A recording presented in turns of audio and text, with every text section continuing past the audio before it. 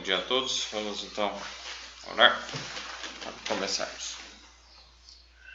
Senhor Deus e Pai, muito obrigado pela oportunidade que nos dás de estudarmos a Tua Palavra. Pedimos agora o Teu Espírito a nos dar o entendimento desta. Grava na nossa mente as lições que Tu queres que aprendamos. Fica conosco, pedimos e agradecemos em nome de Jesus. Amém. Então, vamos lá. Eclesiastes capítulo 9. Paramos no verso 7, se não me engano.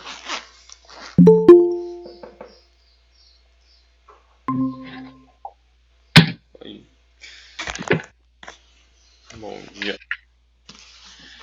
Eclesiastes 9, capítulo 9, verso 7. Nós vimos na última vez os versos 5 e 6, que fala a respeito do estado dos mortos. E agora o verso 7. Vai, pois, come com alegria o teu pão e bebe com o coração contente o teu vinho, pois já Deus se agrada das tuas obras. Eclesiastes 2:24 também fala esse princípio, né, de se alegrar. Quem achar aí quiser ler, Eclesiastes 2:24.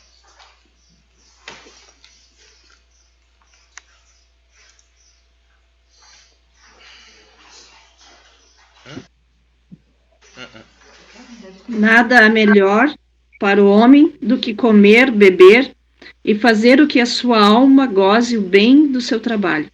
No entanto, vi também, pois isto vem da mão de Deus. Isso aí, muito obrigado. Então, com desfrutar as bênçãos de Deus, né, o pão, o vinho aqui. Claro que esse vinho que Salomão aconselha a tomar não é o vinho alcoólico, né, mas o vinho suco da vide, suco de uva, que nós estudamos lá em Provérbios, que não é próprio dos reis beber vinho, né? E Provérbios, Salomão mesmo daí falou, não olhes para o vinho, né, quando ele se mostra vermelho, escoando pelo copo. Os métodos de conservação, né, do suco de uva eram mais difíceis antigamente, então era muito fácil ele fermentar. Mas existiam métodos que eles faziam, como se fosse uma pasteurização meio rudimentar, e aí eles conseguiam deixar o suco da uva sem fermento, né, puro. Tem os vídeos do Rodrigo Silva que ele explica disso, né, de alguns relatos. Tanto eles como os romanos também conseguiam fazer isso. Aí depois, né, na época mais de Jesus lá. No capítulo 20 de Provérbios fala, né, o vinho é escarnecedor e a bebida forte alvoroçadora. Todo aquele que neles errar nunca será sábio. Então, e aqui interessante no verso 7. No verso 7 diz, no final, pois já Deus se agrada das tuas obras. Interessante, Deus se agrada das nossas obras. Como que as nossas obras são agradáveis a Deus? Quando elas não vêm... Quando elas são de acordo com a vontade dele. Isso aí. E quando elas não vêm como um sentimento de justificação própria. Quando eu faço as obras para me justificar, aí isso não é agradável a Deus. Pelo contrário, isso é uma forma de negar a Cristo. Por quê? Se eu estou fazendo algo para me justificar, por que eu preciso que alguém me justifique? Por que eu preciso que Cristo me justifique? Que é o único que pode nos tornar justos. Efésios capítulo 2 nos coloca esse princípio. Vamos lá, Efésios 2, o verso 8 a 10. Então, o verso 9 coloca a questão das obras. E o verso 10 também. Muitos param no verso 8 e 9 e daí ficam com uma compreensão incompleta. Mas vejamos os três versos. Quem achou e quiser ler, Eudete quiser ler. Efésios capítulo 2, o verso 8, 9 e 10. Tá bom. Bom dia para todos. Bom dia. Porque pela graça sois salvos, por meio da fé. E isso não vem de você, de vós, é dom de Deus. Não vem das obras, para que ninguém se glorie. Porque somos feitura sua, criados em Cristo Jesus, para as boas obras, as quais Deus preparou para que andássemos nelas. Muito obrigado. Então, o que nós vemos aqui? Nós não somos salvos, né, por nós mesmos, pelo que nós fazemos. É dom de Deus ali, é pela graça que sois salvos, por meio da fé. Então, a fé é o braço, é assim que se estende, segura na promessa, segura na mão de Deus, que Deus providenciou, né, pelos seus méritos, a salvação. Então, a fé em si não é algo, digamos, que proporciona a salvação. Ela em si mesma é o braço que nós usamos para nos agarrar àquele que dá a salvação, que é Jesus, e pela graça. Então, ele providenciou isso, esse sacrifício, ele nos oferece de graça. Então, essa graça dele, esse perdão está em Jesus. E aí o verso 9 diz, não vem das obras para que ninguém se glorie. E ao mesmo tempo não é para ficar sem as obras. Por quê? Então eu não vou fazer as obras para ser salvo. E se eu fizesse isso, a glória seria minha. Olha, eu fiz, eu mereço. Mas isso é impossível. Daí o que vem? Deus nos cria novamente em Cristo Jesus para as boas obras. É o que diz no verso 10. Então, as quais Deus preparou para que andássemos nelas. Então Deus quer que nós andemos nas boas obras. E lá em Eclesiastes 7, no final diz, né? Pois já Deus se agrada das tuas obras. Quando Deus se agrada das nossas obras? Quando nós fazemos elas em Cristo. Não para ser salvos, mas porque fomos salvos. Quando estamos em Cristo e fazemos as obras. E o resultado disso, quando estamos em Cristo, é o que? Alegria, vamos desfrutar. Come com alegria o teu pão. Jesus é o pão da vida. Então nós devemos ter alegria ao desfrutar dessa bênção, dessa graça, né, do pão da vida. E bebe com o coração contente o teu vinho, o sangue de Jesus, o sacrifício de Jesus, né, comparado com o vinho, ali a Santa Ceia, pão e vinho. Então, pois já Deus se agrada das tuas obras. Então essa paz, esse sentimento de paz com Deus somente vem por meio de Jesus. Aí Deus olha para nós e vê o caráter de Cristo, não o nosso mérito, mas os méritos de Cristo. E é isso, a cada dia morro para que Cristo nasça, que Cristo apareça em mim. E agora o verso 8, bem importante esse verso. Em todo o tempo sejam alvas as tuas roupas, e nunca falte o óleo sobre a tua cabeça. Então, em todo o tempo, sejam brancas, alvas, as tuas roupas. É isso que Deus está querendo. Está pedindo para nós. O desejo dele é que nossas roupas sejam brancas. E o que são as roupas? Justiça de Cristo. Onde está escrito isso? Tem vários textos que colocam a respeito das roupas como sendo a justiça.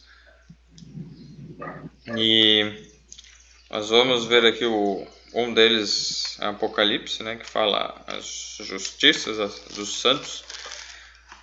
Apocalipse 19, o verso 8.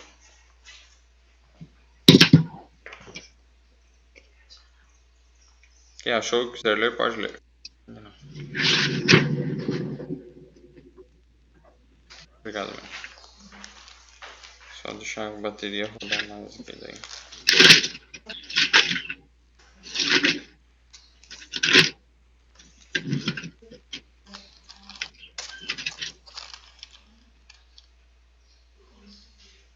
Posso ler? Pode ler. Pois lhe foi dado vestir-se de linho finíssimo, resplandecente e puro.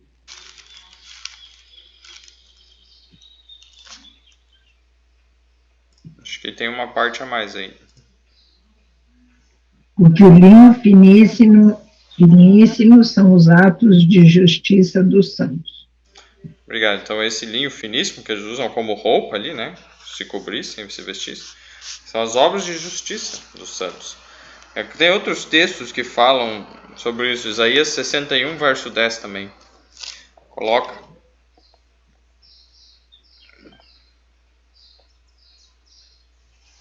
E Isaías 59, verso 17 também. Quem achou, cada um quiser achar, vou dividir aí.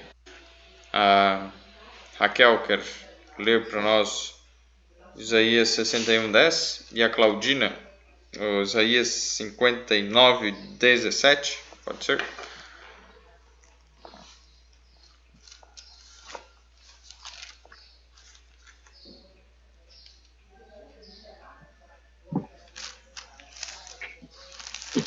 Quem achou aí, quiser ler, o 61:10, Isaías 61:10. Pode ler, Raquel. Regozijar-me-ei muito no Senhor. A minha alma se alegra no meu Deus, porque me cobriu de veste de salvação e me envolveu com um manto de justiça, como o noivo que se adorna de turbante, como a noiva que se enfeita para as suas joias. Obrigado. Então, o que nós vemos aqui? Que a roupa aqui, as vestes, são comparadas com o que? Vestiu de roupas de salvação, cobriu-me com manto de justiça. Essa justiça, que é o que possibilita sermos salvos, não vem de nós. Mas, Isaías, daí agora Isaías 59, o verso 17. Pode ler para nós, Claudinho? O Senhor vestiu a couraça da justiça e pôs na cabeça o capacete da salvação. A vingança lhe serviu de roupa e a sua ira foi a capa que usou. Obrigado. Olha só. Pois vestiu-se de justiça, na minha diz, de uma couraça de justiça, né? Como de uma couraça. Glaucio, você quer ler o verso 16, de Isaías 59?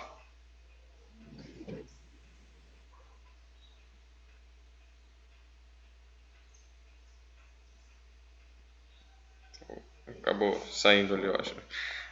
Então, o 16, nós lemos assim, ó. E vendo que ninguém havia, maravilhou-se de que não houvesse um intercessor. Pode ler. Acho que tá desativado o áudio. Eu fui ativar e acabei desligando. O 59, acabei me perdendo aqui. 16. 59, 16. Viu que não havia... Isaías, né? Isso.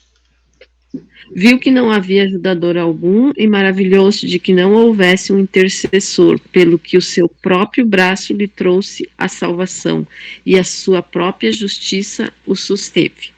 Obrigado. Então aqui fala a respeito a profecia de Jesus, que não tinha quem fizesse o que ele fez. Não tinha intercessor, não havia esperança para nós. E ele mesmo veio a seu braço, ou seja, as obras que ele fez, o que ele fez, trouxe justiça. E isso mesmo, ó, a sua própria justiça o susteve. E hoje ele nos oferece essa justiça. Então, quando a gente vê lá, em todo tempo sejam alvas as tuas vestes, as tuas roupas, em Eclesiastes 9:8, né, devemos em todo tempo estar conectados com Jesus, recebendo dele, né, essas roupas, porque essa justiça não vem de nós. Mas quando nós recebemos essa justiça, as obras são a consequência, para que nós andemos nessas boas obras que Deus preparou para que nós façamos elas. E o verso, da metade do verso, aí, nunca falte o óleo sobre a tua cabeça. É muito interessante isso aí. Nunca falte o óleo. Vamos lá para Zacarias. Zacarias é o penúltimo livro do Antigo Testamento. No capítulo 4, ele fala sobre o óleo. O óleo, um dos mais milenares e conhecidos e saudáveis, vem da oliveira. O azeite de oliva, né? Um dos óleos mais saudáveis, mais puros assim que tem. E aqui nós temos uma visão, no capítulo 4 de Zacarias. Nós podemos ler ele inteiro. Vamos ver, são 14 versos, nós estamos em 6 pessoas. Cada um pode ler 2 versos. Então eu vou começar e daí eu termino também, que daí assim fecha o número certo. Zacarias 4. Eu vou aqui na sequência, daí cada um aparece, eu vou falando o nome, tudo bem? Se daí todos puderem achar. Zacarias 4, versos 1 e 2. E o anjo que falava comigo voltou e despertou-me, como a um homem que é despertado do seu sono. E disse-me: Que vês? E eu disse: Olho, e eis que vejo um castiçal todo de ouro, e um vaso de azeite no seu topo, com as suas 7 lâmpadas, e 7 canudos, um para cada uma das lâmpadas que estão no seu topo. Claudina, se quiser ler os 3 e o 4. Perto do candelabro estou vendo 2 oliveiras, uma de cada lado. Aí perguntei ao anjo: Meu senhor, o que quer dizer isso? Agora a Raquel, se quiser ler os versos 6 e 7. 5 e 6, desculpa. 5 e 6. Deixa eu ver que eu estou enxergando. Respondeu-me o anjo que falava comigo: Não sabes tu o que é isto? Respondi: Não, meu senhor. Prosseguiu ele e me disse: Esta é a palavra do Senhor a Zorobabel, não por força, nem por poder, mas pelo meu espírito, diz o Senhor dos Exércitos. Obrigado. Agora é o 10, versos 7 e 8. Quem és tu, ó grande monte? Diante de Zorobabel, tornar-te-ás uma campina, porque ele trará a pedra angular com aclamações, graças a ela. E a palavra do Senhor veio novamente a mim, dizendo. Agora Osana, versos 9 e 10. As mãos de Zorobabel lançaram os fundamentos desta casa. Elas mesmas a acabarão, para que saibais que o Senhor dos Exércitos é quem me enviou a vós outros. Pois quem despreza o dia dos humildes começos, esse alegrar-se-á vendo o prumo na mão de Zorobabel. Aqueles 7 olhos são os olhos do Senhor que percorrem toda a terra. E, Glaucio, pode ler o 11 e o 12.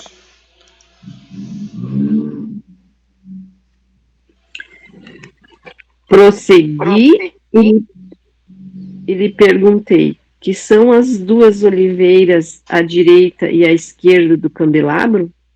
Tornando a falar-lhe, perguntei: Que são aqueles 2 raminhos de oliveira que estão junto aos 2 tubos de ouro que vertem de si azeite dourado? E o 13 e 14 aqui. Ó. E ele me falou, dizendo: Não sabes tu o que é isto? E eu disse: Não, Senhor meu. Então ele disse: Estes são os 2 ungidos que estão diante do Senhor de toda a terra. Olha, uma vez eu estava estudando esse verso com a filha de uma amiga da minha mãe. Daí eu tentei desenhar para ela, para a gente entender um pouco melhor. Mas vou ver se eu encontro aqui na internet uma imagem para compartilhar aí. Visão de Zacarias 4. Tem algumas imagens que eles já colocam para a gente conseguir visualizar um pouco melhor, que é algo meio incomum. Tá, tem aqui uma boa, ótimo. Deixa eu ver como é que posso compartilhar.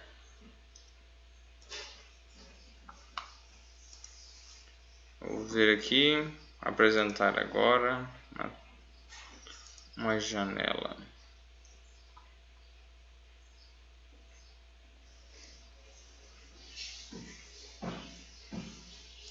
Deixa eu tentar. Tela inteira. Vamos ver se vocês conseguem ver aqui.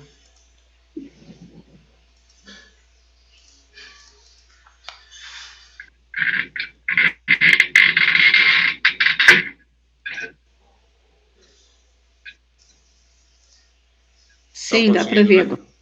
Tá. Sim. Então aqui, o que nós estamos vendo? No texto ali que nós vimos, ali no capítulo 4, no verso 2 de Zacarias, e disse, né, que vês, e olhes que vejo um castiçal todo de ouro. Essa é a estrutura aqui, né, de ouro, né, que tem 7, e um vaso de azeite no seu topo. Então aqui tem um vaso também de azeite. É todo de ouro, né, e um vaso de azeite, com as suas 7 lâmpadas e 7 canudos. Então as 7 lâmpadas aqui, como se fosse, só faltou o foguinho aceso, né, em cada uma das lâmpadas aqui. E a lâmpada faltou também, né? Mas e os canudos são isso. É como se o canudo sai do vaso de azeite para alimentar as lâmpadas. Para cada uma das lâmpadas, né, que estão no seu topo. E por cima dele, 2 oliveiras. Então, por cima desse vaso tinha 2 oliveiras, árvores aqui. Uma à direita do vaso de azeite e outra à esquerda. Então, tinha a direita e a esquerda, as duas. E aí, o que é isso? Quando ele pergunta no verso 5, né? Você não sabe o que é isso dele? Não, senhor. O anjo até é meio assim, ele faz a pergunta, você não sabe o que é isso? Ele, não sei. Então, para testar a humildade, né, do profeta. E ele foi humilde, disse, não sei mesmo. E aí ele vai explicar o que é. Então, no verso 6, ele respondeu e disse, esta é a palavra do Senhor. Então, o que é interessante? Essa visão que ele estava vendo, essa é a palavra do Senhor. Nesse contexto que ele estava vivendo, essa palavra do Senhor tinha uma mensagem específica para Zorobabel. Então, esta é a palavra do Senhor a Zorobabel. E aí então a gente tem que entender esses dois significados. Essa visão ela representa a palavra do Senhor, que é eterna, permanece para sempre e ela não muda. A palavra de Deus é uma só. E nesse contexto, o que Deus falou? Não por força nem por violência, mas pelo meu espírito, diz o Senhor dos Exércitos. Então, como é que seria feito isso daqui? Vou só voltar aqui. Como é que seria... não por força nem por violência, mas pelo meu espírito, diz o Senhor dos Exércitos. Zacarias 4:6. Então essa visão ela está representando que é pelo Espírito de Deus que as coisas funcionam. Digamos, um castiçal, o objetivo é que ele brilhe, tenha fogo, luz, as lâmpadas. E se é pelo Espírito do Senhor e não por força, não é pela minha vontade que eu vou fazer o fogo acender. Tipo, eu quero que acenda e tente fazer faísca ali para que ele acenda. É necessário ter o quê? O Espírito. Então aqui, nesse contexto, o óleo, né, é uma representação do Espírito de Deus que vai alimentar cada uma das lâmpadas. E aí, ele vai colocando ali, né, essa questão, ele vai seguindo, tem outros aspectos, né, que não vamos abordar agora. E aí entra no verso 12. O verso 11, que ele pergunta ali, né, que são as 2 oliveiras à direita e à esquerda do castiçal? Daí então o profeta Zacarias pergunta, e essas oliveiras são o quê? Daí, e respondendo outra vez disse, que são aqueles 2 ramos de oliveira que estão junto aos 2 tubos de ouro e que vertem de si azeite dourado? Aí ele me falou, dizendo, não sabes tu o que é isso? E eu disse, não, Senhor meu. Então, mais uma vez, testando a humildade dele, né? Assim, muitas vezes quando fazem isso conosco, a gente já fica impacientado, né? A gente já...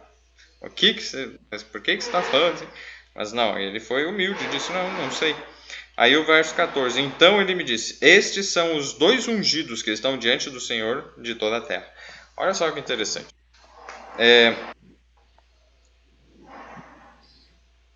Ele viu, então isso é a palavra de Deus, essa visão representa a palavra de Deus, e o azeite ali então representa que é pelo Espírito de Deus. Então o azeite é um símbolo do Espírito Santo. As 2 oliveiras, porque são os 2 ungidos. Ungido é aquele que recebeu o óleo. E esses 2 ungidos estão repassando esse óleo para encher o vaso e abastecer as lâmpadas. O Eric, esses 2 ungidos são o Velho e o Novo Testamento? Exatamente. 2 Pedro, o capítulo 1, o verso 21, nós lemos assim, né? Capítulo 1, o quê? Verso 21.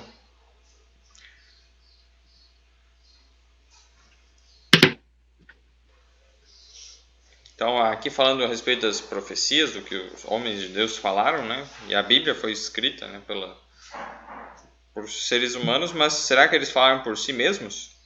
Quem achou quiser ler, 2 Pedro 1, 21.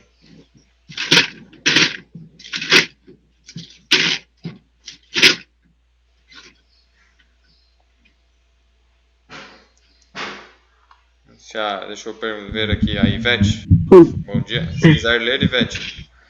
2 Pedro 1, 21. Acho. Eu só deixa eu achar aqui. Eu leio sim. Tá. Só um pouquinho. Então, só para a gente entender, então, os dois ungidos sobre a face de toda a terra, eles... Opa, o relógio está batendo. 1:21, né, Eric? Isso. Posso ler? Pode. Porque a profecia nunca foi produzida por vontade de homem algum, mas os homens santos de Deus falaram inspirados pelo Espírito Santo. Muito obrigado. Então, olha só. A Bíblia, a palavra de Deus, ela não foi, as profecias, né, que tem nela e o que todos os profetas, e foi falado aqui na Bíblia, não foi feito pela vontade do ser humano, mas o quê? Homens santos de Deus falaram inspirados pelo Espírito, ou seja, eles estavam ungidos pelo Espírito. Como nós vimos ali, o azeite, o óleo, é o Espírito, é um símbolo do Espírito Santo. E as pessoas, então, receberam esse Espírito e falaram, escreveram, né, o que está na Bíblia.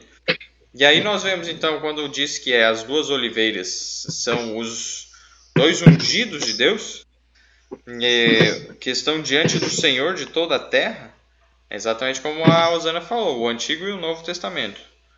Por quê? É interessante, né?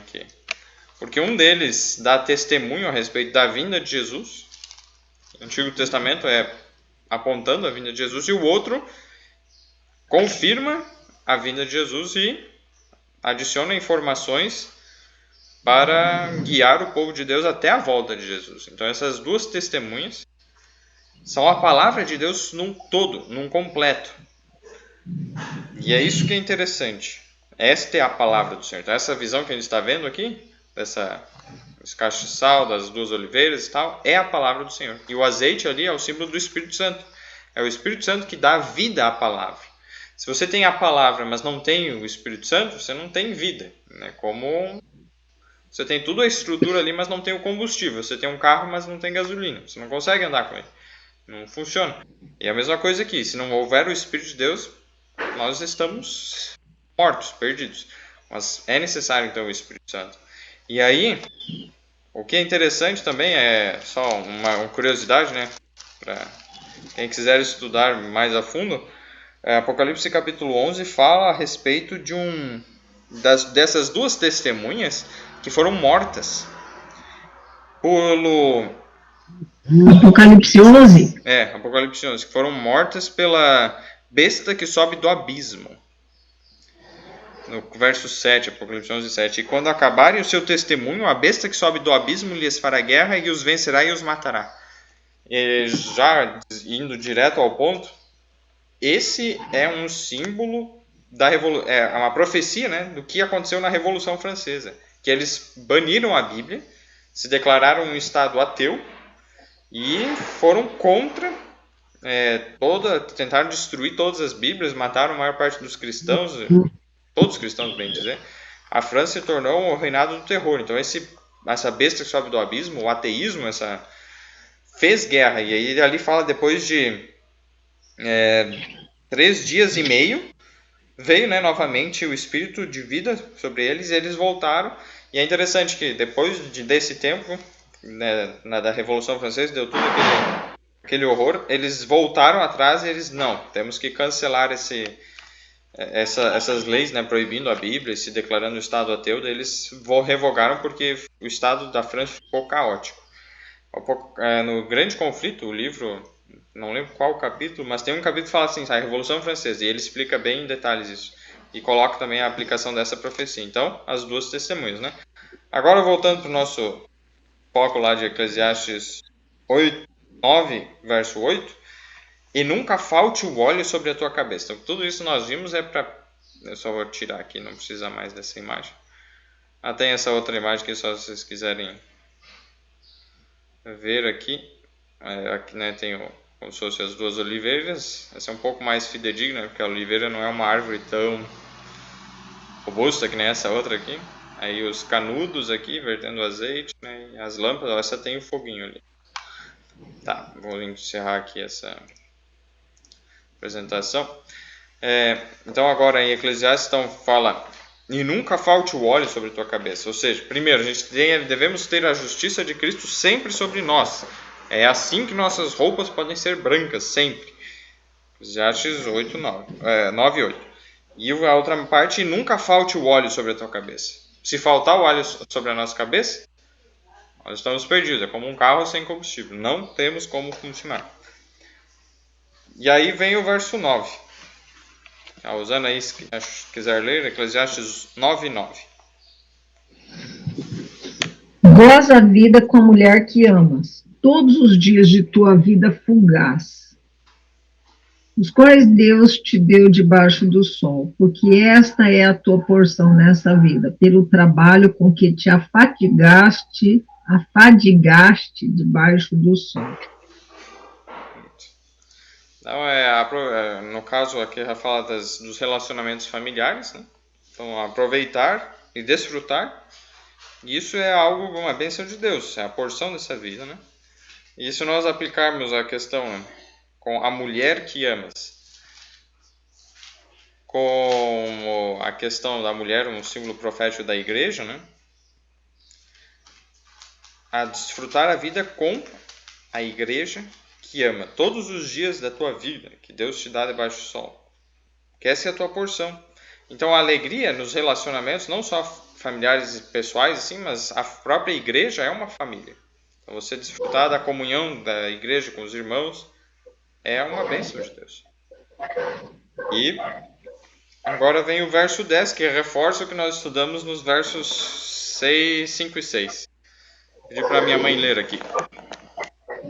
Enquanto tiver a mão para fazer, faze-o conforme as tuas forças, porque na sepultura para onde tu vais, não há obra, nem projeto, nem conhecimento, nem sabedoria alguma. Obrigado. Então, olha só. Esse é um texto muito importante. Tudo quanto tiver a mão para fazer, faze conforme tuas forças. Porque na sepultura para onde tu vais, não há obra. Então, na morte não se faz nada. Então faz hoje quando você está vivo. Melhor é um cão vivo do que um leão morto. E nem projeto, nem conhecimento, nem sabedoria alguma. Geralmente quando eu lia esse verso, eu parava por aí a interpretação e olha, que temos que procurar fazer as coisas bem feitas. Tá. Mas aí eu comecei a perceber que muitas vezes eu nas atividades assim, do dia a dia, eu acabava me enrolando demais. Digamos, eu começava uma atividade, largava ali de lado e depois ia fazer outra e ficava me embolando, sabe? Não terminava uma coisa e ficava outra. E aí eu, Senhor, como é que eu posso fazer para ser mais eficiente? Né? Daí Deus me mostrou, você começa uma coisa e você termina. Não deixa pela metade. E aí aqui o que está falando. Tudo quanto te vier à mão para fazer.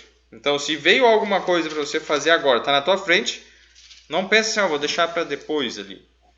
Se está ali, você pode fazer agora, faça agora. O que está próximo de você. Às vezes a gente fica sonhando em fazer uma grande obra e tal e negligencia pequenas obras que estão aqui na nossa mão.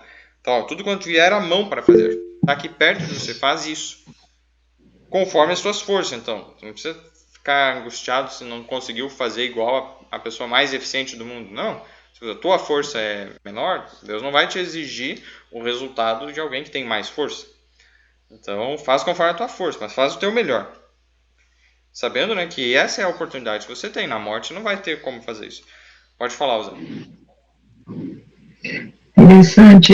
Isso daí me faz lembrar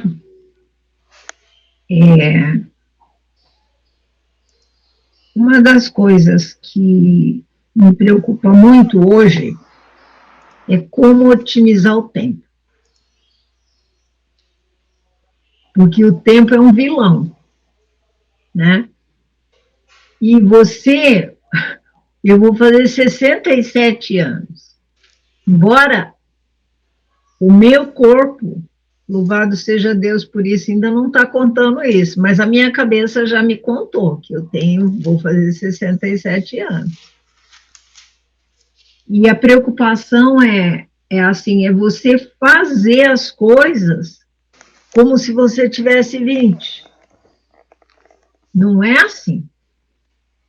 Então, você tem que saber dizer, não dá. Né? Antes eu não pensava assim, antes eu achava que eu podia fazer tudo, e eu paguei um preço alto por isso.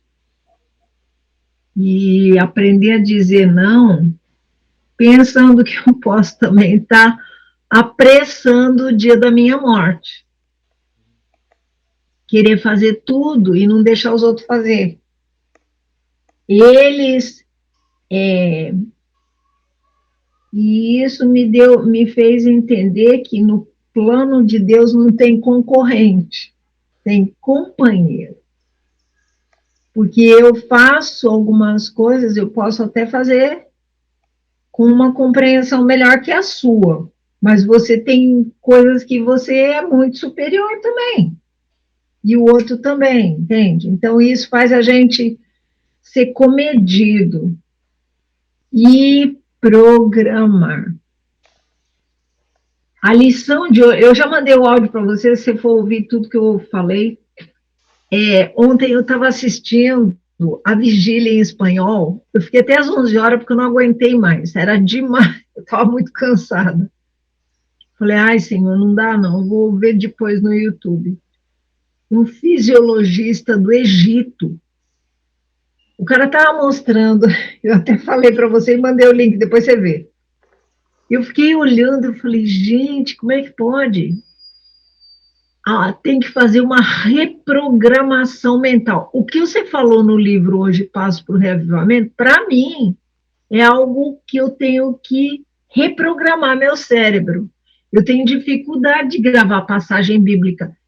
Com 43 anos de igreja que eu tenho, eu consigo gravar um pouquinho aqui, um pouquinho ali, às vezes eu me lembro. Você vê, eu não me esqueci de Jeremias 31, 16 e 17. Então, foi algo que marcou muito minha cabeça, né? Mas, assim, você fazer uma oração, Senhor, conforme o Senhor falou naquela passagem que fala assim, capítulo tal, versículo tal. Para mim, isso é algo muito complicado, sabe? Porque eu não consigo gravar assim. E se você começar a orar pedindo para Deus te ajudar a otimizar o tempo, pensando que eu posso encurtar minha vida em querer fazer tudo de uma vez e não deixar nada para os outros, porque no além para onde tu vais não há obra nem projetos, nem conhecimento, nem sabedoria alguma. Mas aqui eu vou ter que começar, começo, meio e fim. Tem uma lei que é interessante, eu aprendi bastante com essa lei. Vou até compartilhar com vocês. Vocês já ouviram falar na lei dos 5S? Não? Eu aprendi lá na clínica. S são palavras em japonês. Então, é seitou, seiri, sei não sei das quantas, eu não sei o nome de tudo. Eu só lembro do que fala a lei. Isso, Oséias, quando era administrador, seu pai conheceu, ele mandou a gente para um retiro para a gente aprender isso. Eu falei, nossa, quanta sabedoria. Parece, né? Quem inventou essa lei foram os japoneses, porque eles, tudo para eles, tempo é dinheiro, né?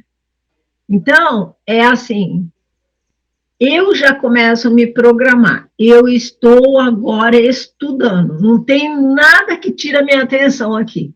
Já fechei a porta para o cachorro não latir, sabe? Eu quero prestar atenção. Começo, meio e fim. Ponto. Aí eu vou descer, minha casa é sobrada, aí eu tenho que descer. O que eu vou levar lá para baixo? O que eu vou fazer lá embaixo? Aí eu tenho que levar isso, aqui, aquilo, ali, aquilo, outro. Primeiro que na minha mesa tem que ser só o que eu estou usando, nada mais. Não tem que estar entulhado de coisa aqui. Depois, se eu vou lá para baixo, eu vou levar, né? Parece bobagem isso, mas tem muito a ver. Aí, o que eu vou levar lá para baixo? Para eu não ficar subindo e descendo, que eu vou despender energia desnecessária, e eu vou gastar tempo. Sabe? Depois, sabe, você faz uma reprogramação mental. Então, quando você fala isso, eu lembro da lei dos 5S, que eu não sei. Procura na internet o que é esse S. É seitou, seiri, tem que ver tudo com organização. Sabe? E eu falei assim, é interessante. Começo, meio e fim. Para quando chegar no fim do dia, você não falar assim, ai, mas era para eu ter feito isso de manhã. Mas não deu tempo. Ixi, eu me programei para isso e deu tudo errado. Aí você acaba tendo intercorrências no caminho, no final do dia, não tem jeito. Sabe? É assim, então, às vezes acontece imprevisto. Que nem quinta-feira, eu estava na casa do filho, foi quinta-feira. Eu estava na casa do filho e me programei para uma coisa. Fui na rua, fiz tal. Falei, vou para casa, vou adiantar minhas coisas, né? Aí, no começo da tarde, a diretora do Ministério da Mulher liga para mim e fala, Rosana, eu tenho uma notícia ruim para te dar. Eu falei, eita, lá vem, fala. A filha da paciente que eu atendia com câncer fulminante de pulmão faleceu. E tinha consagração do pequeno grupo da Itália. Eu falei, eu vou participar da consagração. Que horas vai ser o enterro? Para amanhã? Ela falou, não, é hoje, 4h30. Quando eu olhei às 3h10, eu falei, eu não acredito. Para tudo, sabe? Reprograma o cérebro rápido. Falei, chovendo pra caramba. Eu falei, não, tudo bem, eu vou pegar um Uber e vou para lá. É 40 quilômetros daqui. Só dá tempo. Cheguei 20 minutos antes de descer a sepultura. Então, o cérebro reprograma tudo muito rápido. Senão, não dá tempo. Interessante. E essa questão exatamente da organização é muito importante. Se nós olharmos aqui no Eclesiastes, no próprio verso 10, no final, tem mais sabedoria do que nós conseguimos perceber numa leitura superficial. Percebam, por que eu devo fazer tudo bem feito? Porque na sepultura, né, não para onde vai, não há obra, nem projeto. Outros colocam ali nem indústria, nem conhecimento, nem sabedoria alguma. Então ele vai do exterior para o interior. O que é interessante nisso? Tudo quanto tiver a tua mão para fazer, faze conforme as tuas forças, ou seja, está querendo dizer, faça o teu melhor. Porque na sepultura não tem como você fazer o teu melhor. E aí, como que ele explica o que é fazer o melhor? Ele dá essa sequência. Você quer fazer uma ótima obra? Faça um bom projeto. Você quer fazer um bom projeto, um planejamento, né, ou uma indústria, digamos, indústria é uma organização. Indústria são várias coisas colocadas em ordem, né, que daí funciona em sequência. Você precisa ter conhecimento. Não vai fazendo as coisas sem conhecer. Mas para você ter um conhecimento correto, bom, você precisa ter sabedoria. Então, olha, a sequência está ao inverso, né, do exterior assim para o interior. Como você fazer uma obra da melhor forma possível? Primeiro, busque sabedoria. Primeiro aspecto, buscar sabedoria. Tendo a sabedoria que é Jesus, tudo que nós nos empenharmos, primeiro com sabedoria com Jesus, aí você vai buscar estudar sobre aquilo, conhecer. Depois você vai se planejar, que nem a Rosana falou, no uso do tempo, então você vai se planejar para fazer aquela obra. E depois você vai fazer a obra. O que a gente geralmente faz? Tem que fazer tal coisa, vai direto fazer aquela coisa. Se você não tem o anterior, você vai se embolar. E era isso que muitas vezes às vezes acabo fazendo. E você se enrola e começa a fazer um monte de coisa e você não dá conta de fazer tudo aquilo e faz tudo pela metade e daí fica uma desgraça. Não, então, primeiro sabedoria. ser guiado pelo Espírito de Deus é exatamente você pedir que Deus te conduza, o que eu devo fazer, o que não fazer. Pedir que a presença de Deus esteja ali, que Ele faça os planos por você, que o Espírito Santo esteja o que? Constantemente sobre a tua cabeça. Ou seja, sobre a cabeça. É Ele que está comandando, Ele que está dizendo como, o que eu devo fazer. Pode falar, Rosana. Ontem eu estava vendo na passagem do ano na igreja, né? Então a irmã estava falando, a diretora do Ministério da Mulher, que ela fez a gente fez terminou o ano, né, na igreja. Aí ela estava falando que o Brasil é campeão, é um país campeão da ansiedade. O que é a ansiedade? É você ter aquele sentimento de que, ai, eu preciso fazer agora, eu preciso, porque você não para pensar, simplesmente você quer, você está afobado, né? Ai, ai, e você não para pensar. E depois que você se atropelou inteiro, e se fez tudo atropelado, aí você fica chorando leite derramado, ai, por que eu não fiz? Ai, porque não sei o quê, entende?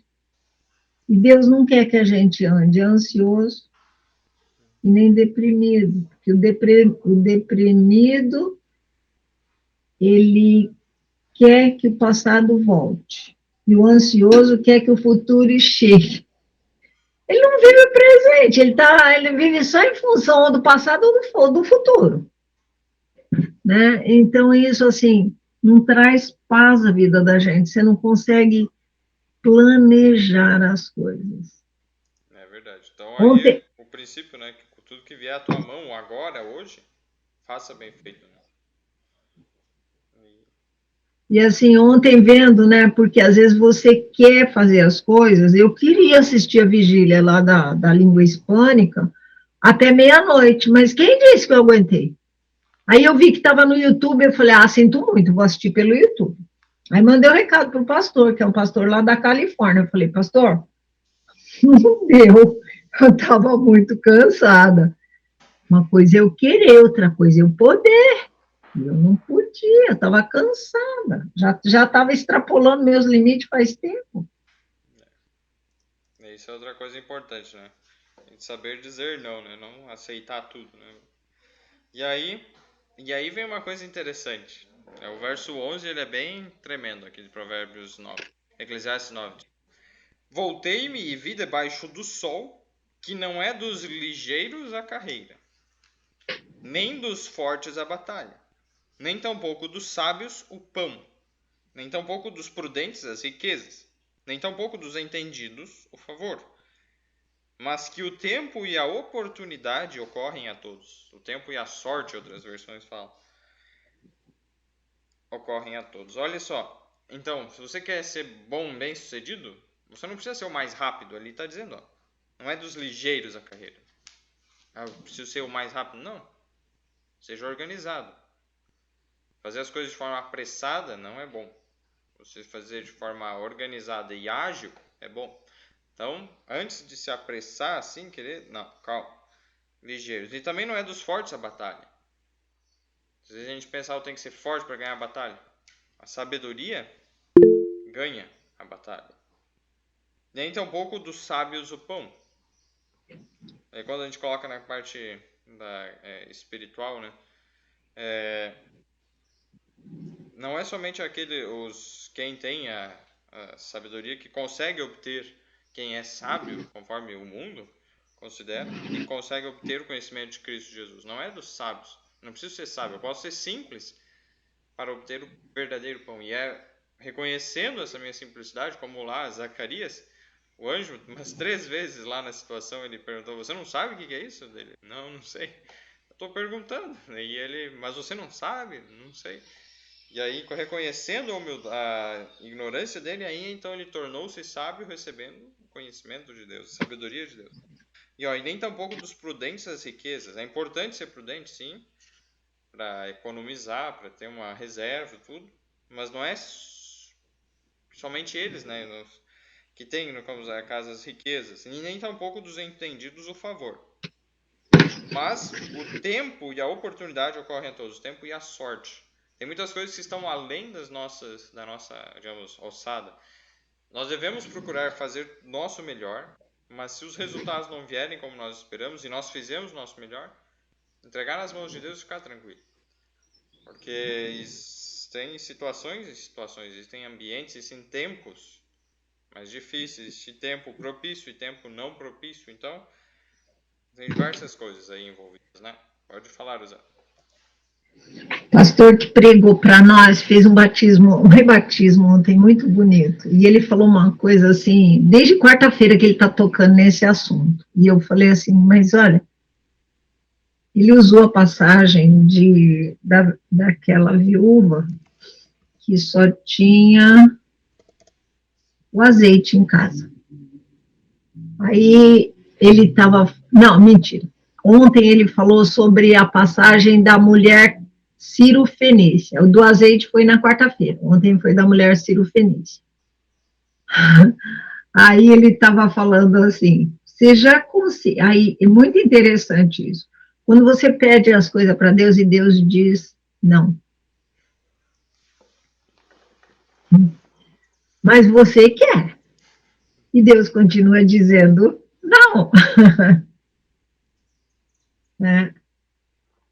Aí ele até contou uma experiência interessante. Depois, se vocês quiserem ver, a Igreja de Nova Cidade, Itaboraí, muito interessante a experiência que o pastor contou. Mas ele disse que a gente ganha não é pelo que a gente tem, é pelo que a gente é. Se você é sincero, você é insistente, porque você quer, você sabe com quem você está lidando. A mulher Cirofenícia falou, Senhor, eu me contento com as migalhas que caem da mesa, mas eu não vou embora sem a bênção. É persistência isso. E quando você quer, eu quero a transformação da minha mente pelo derramamento do Espírito, mas se eu não pedir a Deus sabedoria, para eu entender o que está escrito e não gastar tempo aprendendo, eu não vou ganhar. Porque naquela hora o Espírito só vai me fazer lembrar daquilo que eu estudei. Eu escrevo porque não tenho muita facilidade, embora quando eu escrevo eu tenho mais facilidade de gravar. Eu tenho memória fotográfica, graças a Deus. Mas eu acabo esquecendo também.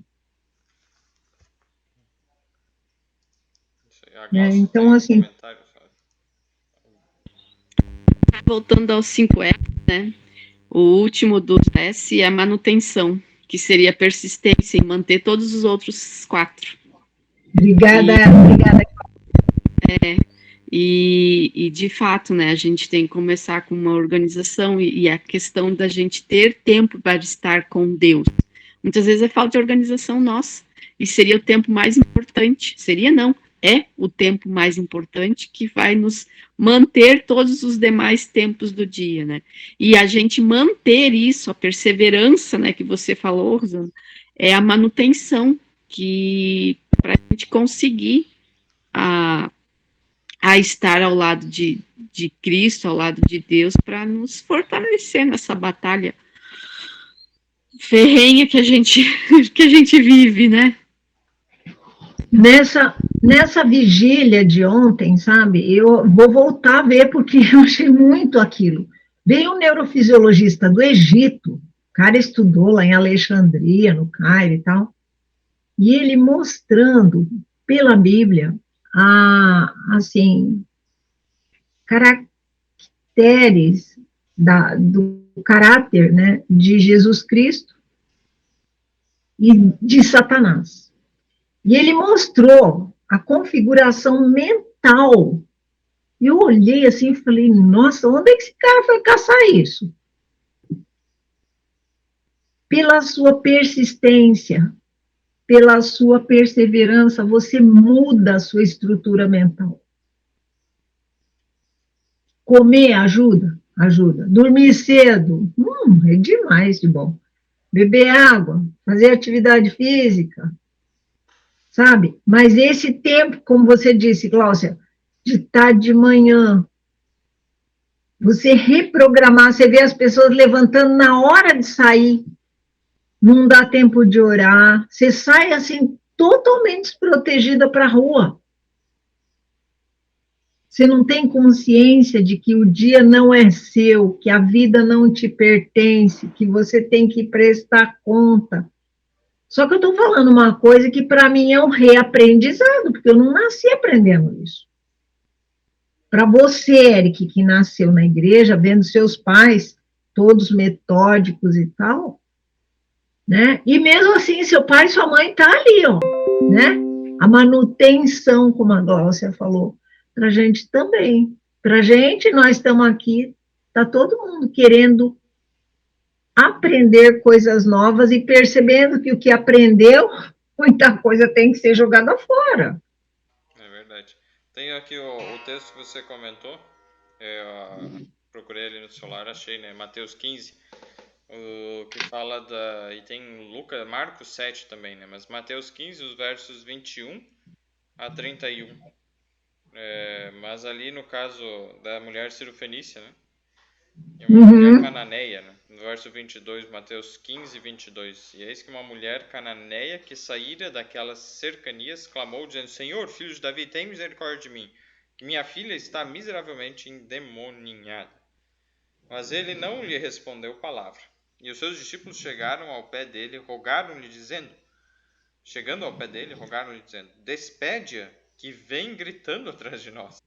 Ela foi insistente, ele não deu resposta, ela ficou lá gritando, né? Falando, clamando: Senhor, filho de Davi, tem misericórdia de mim, que minha filha está miseravelmente endemoniada.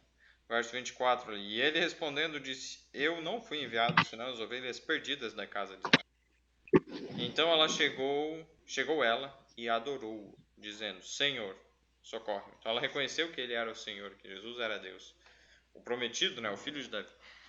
E aí ele, porém, respondendo, disse: Não é bom pegar do pão dos filhos e deitá-lo aos cachorrinhos. E ela disse: Sim, Senhor, mas também os cachorrinhos comem das migalhas que caem da mesa dos seus senhores. Então respondeu Jesus e disse-lhe: Ó mulher, grande é a tua fé. Seja isso feito para contigo como tu desejas. E desde aquela hora sua filha ficou sã. Interessante, então, a maneira como Jesus agiu ali, porque ele estava provando a fé dela. Ele queria dar a bênção para ela, mas o fato de haver uma distinção assim entre um preconceito dos judeus para com os gentios, Jesus permitiu que aquela situação acontecesse daquele jeito para também ser uma lição para os discípulos dele. Que eles percebessem, né, que Jesus veio salvar a todos. Primeiro, as ovelhas perdidas da casa de Israel. Mas que porque as ovelhas perdidas da casa de Israel rejeitaram o pão, né, que é próprio de Cristo Jesus, aqueles que estavam ali ao redor, que só tinham as migalhas que caíam, né, no chão, digamos, a respeito da doutrina, da revelação de tudo que Deus deu para o povo de Israel, revelando a vinda de Jesus, o verdadeiro pão, e eles rejeitaram. Aqueles cachorrinhos valorizavam tanto mesmo as migalhas que, se aquele pão fosse repartido com os cachorrinhos, seria muito mais bem apreciado e recebido do que... Então Jesus estava querendo ensinar essa lição e fazer com que os discípulos percebessem, né, que é essas verdades aí.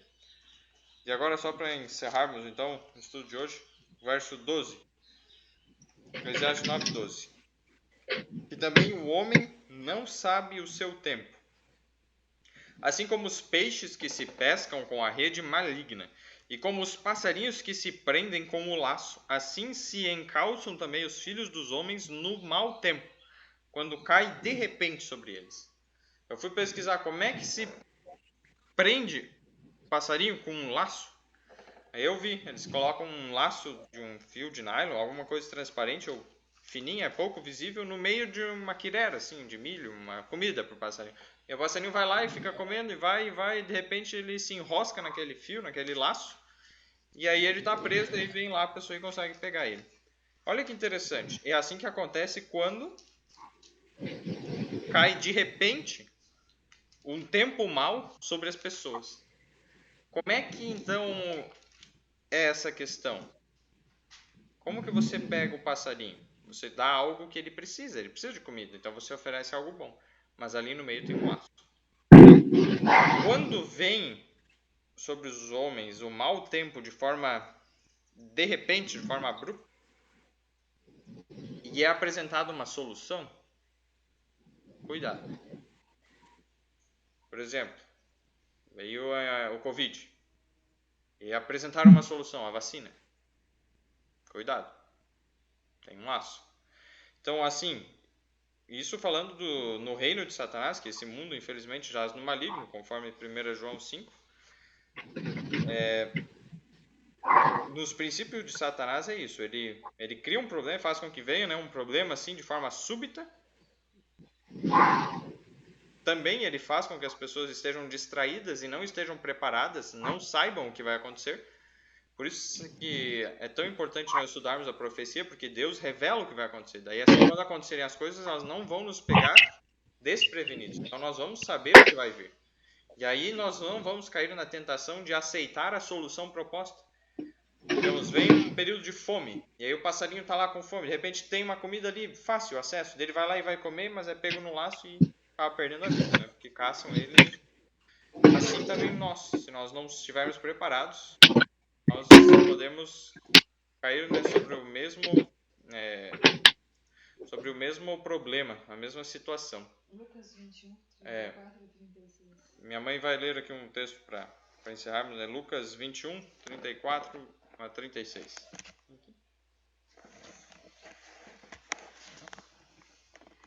E olhai por vós, não aconteça que os vossos corações se carreguem de glutonaria, de embriaguez e dos cuidados da vida, e venha sobre vós de improviso aquele dia, porque virá como um laço sobre todos os que habitam na face de toda a terra. Olha só, virá como um laço. Vigiai, pois, em todo o tempo, orando para que sejais havidos por dignos de evitar todas essas coisas que hão de acontecer e de estar em pé diante do Filho do Homem. Isso aí, então, ó, o que pode sobrecarregar o nosso coração e fazer com que a gente não perceba e que vem de improviso? A glutonaria, comer demais, a embriaguez e os cuidados da vida. Então, essas três coisas, a ansiedade, né, com as coisas da vida, ficar preocupado só pensando nas coisas terrenas, essas três coisas, cuidado, que elas podem nos deixar despreparados e nos impedir de fazer o que Jesus disse para estarmos preparados, vigiar e orar, em todo o tempo. Para que sejais havidos por dignos, porque possamos, né, evitar as coisas que todas essas coisas estão para acontecer e estar em pé diante da vinda do Filho do Homem. Amém? E é interessante que esse laço virá sobre todos, a Bíblia fala. Não vai ter um que vai ficar sobre todos. Isso aí. Algum último Qual foi o Lucas 21, versos 34 a 36. Tá bom, obrigado. Beleza. Então, queridos, hoje deu para render um pouquinho mais, né, dos versos 8 a 12. 7 a 12, na verdade, nós vimos hoje. 7 a 12. Se Deus quiser, então, semana que vem nós continuamos. Vamos orar para encerrarmos.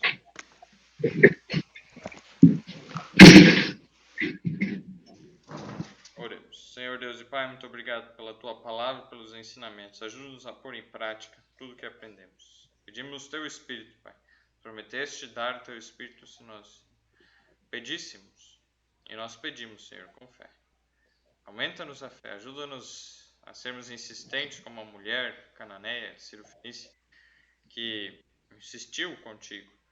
Mesmo demorando para responder, ficando em silêncio, e mesmo colocando empecilhos aos pedidos dela, nós sejamos insistentes, reconhecendo a nossa condição, que somos ignorantes, precisamos de sabedoria. Instrua-nos, seja a nossa sabedoria, por favor. Esteja cada um dos queridos aqui, guia-nos nesse novo ano na Tua presença, por favor, em nome de Jesus. Amém. Bom dia a todos, Deus abençoe. Bom dia.